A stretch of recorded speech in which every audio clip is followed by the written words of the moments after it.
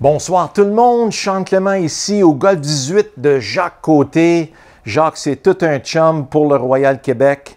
En attendant que notre académie se fasse construire, il nous laisse utiliser son magnifique emplacement. On a un petit simulateur quand on a besoin d'un pour faire les bois. Mon simulateur est branché sur son projecteur, alors notre GC Quad est en pleine grandeur sur l'écran, c'est formidable. Alors, nos étudiants ont beaucoup de plaisir présentement. On est en train de les exposer à des nouvelles sensations et c'est là que ça creuse les méninges. Hein? C'est là qu'on réalise qu'on ne peut pas faire ça au courant de la saison. Alors, inquiétez-vous pas, ça va marcher, le succès est inévitable parce qu'on ne vous enseignera jamais quelque chose qui va à l'encontre du corps ou de la façon dont le cerveau est comment on appelle ça? Le filage du cerveau, OK? Alors, on ne va jamais contre le filage, on ne fait pas de court-circuit. Maintenant, la raison pourquoi je suis tellement excité aujourd'hui, c'est qu'il y a une vidéo que Brandel Chambly a mis sur Twitter. Et ma femme et moi, on revenait de la cérémonie de graduation de ma fille à Kingston. Puis on arrête au pot de pas de Saint-Hubert en revenant. Puis en passant, là, les Américains, ils ont quelque chose à apprendre de notre Saint-Hubert. On a vraiment un bon restaurant. Alors, puis celui de Beauport, justement, là, sur le boulevard Sainte-Anne, il est très bon. Alors donc, j'arrive, on est en train de souper, puis un de mes enseignants, John Carroll de Naples, en passant, si vous êtes dans ce coin-là, allez voir John. Lui est à Tallis Park. C'est un de nos meilleurs enseignants, à part d'Edouard Montaz aussi, comme de raison. Hey, Edouard, tu vas voir ça, là, Cameron Champ, à l'âge de 12 ans, c'est formidable. C'est Wisdom in Golf. C'est comme ça que ça aurait dû être il y a longtemps. Alors, je vais mettre dans la description le lien de Twitter. Vous allez voir justement le swing de ce dont je vous parle. C'est le swing qu'on enseigne. Vous voulez quelque chose de puissant, sans effort, qui vous fera pas mal, ou est-ce que vous êtes capable de jouer au golf qu'à l'âge de 115 ans? C'est là. C'est celui de Cameron Champ, justement. Alors, on vous montre premièrement comment on accumule le backswing. Je vais justement mettre les liens des vidéos français et anglais en dessous, ce dont je réfère pour aller voir en détail ces choses-là. Puis vous allez voir que ça fait 12 ans qu'on enseigne ça sur YouTube. Ça fait 25 ans qu'on enseigne ça à temps plein.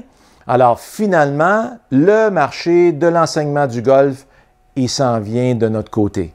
Alors c'est très excitant. Je suis excité pour moi, pour ma famille, pour Savannah qui a tellement un beau swing. On va continuer à travailler ça au courant de l'hiver. Puis je suis surtout excité pour les membres du Royal Québec qui vont vraiment être capables de rentrer les dents dans quelque chose de formidable, qui vont vraiment améliorer leur jeu et l'aise de leur jeu, puis surtout le plaisir de jouer au golf. C'est le fun de bien prendre la balle, de bien compresser la balle.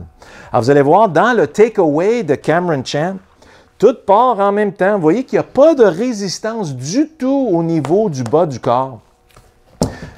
Une coupe d'exercice très simple.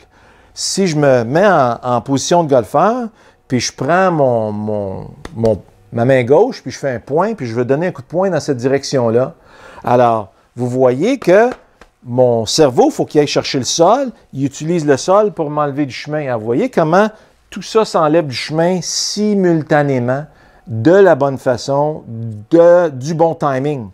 Alors, c'est exactement ça. Alors, quelqu'un qui part à l'âge de 6 ans, puis le bâton de golf est très pesant, bien, c'est pareil comme un bûcheron qui a une hache de 3 livres et demi, 4 livres, puis qui a besoin de hisser sa hache dans le backswing pour être capable d'aller couper son arbre. Alors, si j'ai mon arbre ici, ça, c'est une de mes analogies préférées. Si j'ai une masse, puis je veux clouer un clou dans un taille de chemin de fer, bien, je vais me placer comme ça.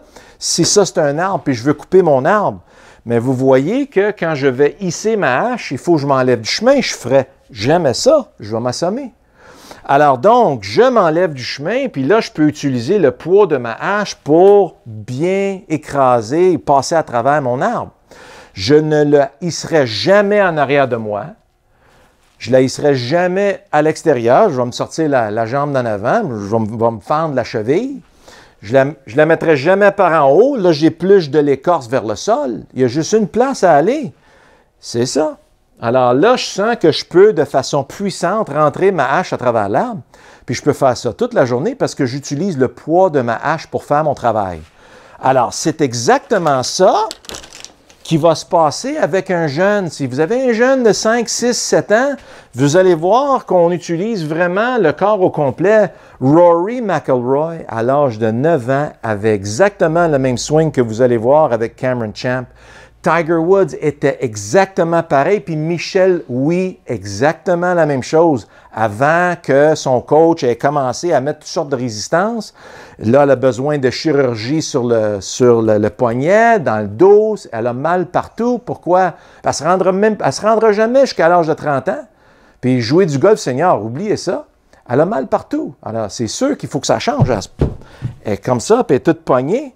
Alors, ça prend beaucoup de force physique pour s'en sortir, mais il n'y a pas un physiothérapeute sur la Terre qui va être capable de rattraper tout le dommage qui s'est fait là. Alors donc, c'est surtout ça qu'on ne veut pas pour vous autres. Alors, je prends ma posture, puis je pars mon backswing. Alors, vous allez voir The Waggle, Sean Clément. Puis même, je le fais gaucher pour vous montrer comment ça part. Le bûcheron va être là aussi. Maintenant, vous allez voir que rendu à peu près ici, son bras droit, il se plie. Puis vous allez voir comment ses mains maintenant tournent. Pourquoi? Bien, c'est ça. Quand je plie mon coude, ma main remonte, la paume remonte. Puis quand j'extensionne mon bras, la paume descend. Vous pouvez même l'essayer présentement. Extensionnez votre poing, paume vers le ciel. Vous allez sentir toutes sortes de pression, de tension dans votre bras ici. Mettez la paume vers le sol maintenant. Vous allez voir que la tension s'en va. Alors, gardez la paume vers le sol, ramenez votre bras vers vous. Vous allez voir une tension ici dans le coude. Là, il n'y a plus de tension. Alors, il y a une rotation naturelle qui se fait au niveau de l'anatomie des bras. Je vais vous mettre la vidéo ici dans la description. Alors donc, je pars, ça plie, ça accumule, puis rendu au point où est-ce que ses bras sont parallèles au sol, sa rotation, elle est vraiment complète. Vous allez voir que son genou est vers l'intérieur ici. Ces deux fémurs ont fait une rotation. La moitié du genou, c'est le fémur, c'est la hanche. La cage thoracique et le bassin sont pris ensemble avec les Legos des vertèbres. Les vertèbres, ils sont bloqués, là. Ça ne tourne pas des vertèbres. Alors donc, les fémurs font la rotation pour qu'ils puissent tourner le dos à la cible. Puis il y a vraiment son dos tourné à la cible. Bon. Puis vous allez voir qu'il ne garde pas sa tête sur la balle du tout. Ses yeux peuvent rester sur la balle. Vous voyez qu'il y a une belle rotation au niveau de la tête. Maintenant, on veut aller par là. Vous allez voir que sa tête s'incline davantage dans sa descente. Ça, c'est Rory McIlroy. Mettez-le side by side. Ils font exactement ça aujourd'hui même. C'est la seule façon qu'on peut envoyer l'énergie vers la cible. Si la tête s'incline de l'autre façon, on est forcé vers le sol, puis là, une planète qui vous attend, là, vous allez creuser des gros trous, vous allez à gauche, vous allez faire des slices, des pulls, des shanks, alouettes. Hein? Alors, alouette. Alors donc, take away, en haut du backswing, là, je m'en vais vers la cible. Vers la cible, vers la cible, vers la cible. Vous voyez ma tête, comment elle s'est inclinée? Là, je peux m'en aller dans la direction de la cible. Il y a beaucoup d'entre vous qui vont dire « Hey, je vais manquer la balle d'ici. » Vous avez vu que, rendu là, la force centrifuge est tellement féroce que d'ici à travers là, ça se fait dans un clin d'œil, dans une fraction d'un millième de seconde. Alors, votre esprit, comment on appelle ça, conscient, est vraiment pas assez rapide pour ça. Alors, le subconscient, très rapide, c'est celui qui marche à 12 millions de bits d'informations à la seconde. On dit, va-t'en par là, parfait, je regarde par là, puis quand tu es jeune, puis tu n'as pas peur de rien, ben tu fouettes. par là. Alors, on fouette dans cette direction-là. C'est franc, ça. Là, on peut aller dans cette direction-là. Puis, vous allez voir comment centré il est à travers l'impact à cause de ça. Le poids est à l'intérieur du pied gauche. Le pied droit est au sol. Le club, maintenant, va vraiment prendre son expansion, puis il va avoir une extension énorme vers la cible. Puis, c'est ça qui amène sa tête vers la cible en superbe équilibre. Parce que quand je m'en vais vers la cible, un lanceur de baseball va aller chercher le sol.